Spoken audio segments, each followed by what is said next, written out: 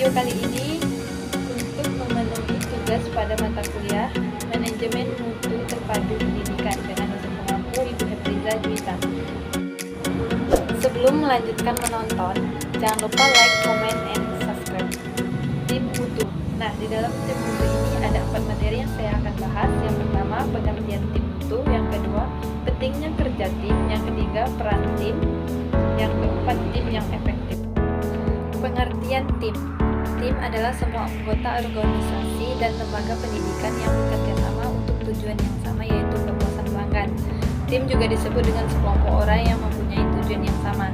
Jadi di sini yang dimaksud dengan pengertian tim yaitu semua kelompok orang di dalam organisasi yang mempunyai tujuan yang sama, yaitu meningkatkan mutu pendidikan. Selanjutnya, pentingnya kerja tim. Pengelolaan kinerja dapat dikatakan berhasil jika adanya kerjasama yang baik. Dengan adanya kerjasama, maka organisasi dapat menyelesaikan permasalahan dengan cepat dan tepat. Nah, maksudnya di sini, sebuah organisasi atau lembaga pendidikan itu pasti memerlukan sebuah tim. Kenapa dikatakan seperti itu? Karena bagaimana sebuah lembaga pendidikan atau organisasi menyelesaikan permasalahan atau mencapai tujuannya hanya dengan dirinya sendiri. Pasti sebuah organisasi itu memerlukan bantuan orang lain atau beberapa anggota-anggotanya yang bisa mencapai keberhasilan sesuai dengan program atau target yang ingin dicapai oleh lembaga pendidikan tersebut. Selanjutnya, peran tim. Tim tidak hanya menjalankan sebuah tugas tertentu, tapi tim merupakan elemen kunci dalam meningkatkan mutu pendidikan. Peningkatan mutu digerakkan oleh sekelompok tim yang berperan menyelesaikan masalah, meningkatkan proses yang sudah ada, serta merancang proses yang baru. Nah, maksudnya di sini, peran sebuah tim ini tidak hanya sekedar menjalankan tugasnya saja, tetapi tim ini sangat berpengaruh penting atau elemen kunci dari sebuah lembaga pendidikan sehingga pendidikan itu bisa mencapai mutu atau pendidikan yang berkualitas sesuai dengan harapan atau tujuan utamanya. Nah, kenapa dikatakan seperti itu? Karena tim ini bekerja untuk menyelesaikan permasalahan-permasalahan yang ada dalam lembaga pendidikan, atau sebuah tim ini merancang program baru atau proses baru untuk meningkatkan mutu pendidikan. Misalnya, mutu pendidikan sesuai dengan perkembangan zaman seperti sekarang ini.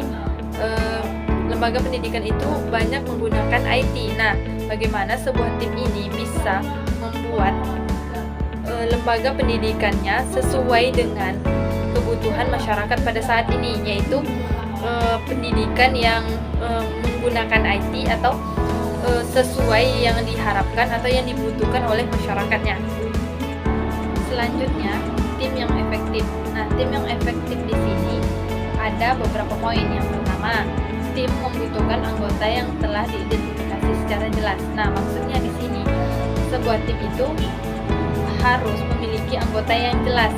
Nah, yang kedua, tim memiliki tujuan yang jelas. Nah, untuk apa kita membentuk sebuah tim jika tidak ada tujuan yang jelas yang ingin dicapai? Nah, pasti dengan adanya tim, kita harus memiliki tujuan yang jelas apa yang ingin dicapai. Nah, yang ketiga, tim memerlukan sumber daya untuk operasional. Nah, jika tidak adanya sumber daya, bagaimana sebuah tim ini bisa berjalan? Karena semua tim atau semua pekerjaan itu membutuhkan biaya. Selanjutnya, tim harus mengetahui tanggung jawabnya serta batasan-batasannya. Nah, maksudnya di sini, sebuah tim itu harus mengetahui apa saja tanggung jawabnya atau apa saja pekerjaannya dan sampai di mana batas-batasan pekerjaannya. Jangan melewati batas atau ruang lingkup yang harus dikerjakannya. Nah, yang selanjutnya yang kelima adalah adanya rencana kerja. Nah, sebuah tim itu harus memiliki rencana kerja, apa yang ingin dicapai, step by step atau tahap demi tahap yang akan dicapai oleh organisasi tersebut dalam lembaga pendidikannya. Nah, yang selanjutnya yaitu aturan kerja. Aturan kerja di sini pasti di dalam pekerjaan atau sebuah tim itu memiliki peraturan pekerjaan. Nah, jika tidak memiliki peraturan pekerjaan, bagaimana tim-timnya bisa bekerja dengan baik atau sesuai dengan dengan kinerjanya. Misalnya timnya bisa disiplin, datang tepat waktu, menjalankan sesuai dengan tugas dan tanggung jawabnya. Nah, jika tidak memiliki aturan, pasti anggota di dalam tim ini bisa melakukan pekerjaannya dengan sewenang-wenang atau melakukan hal-hal yang tidak sesuai dengan aturannya. Nah, selanjutnya peralatan yang diperlukan.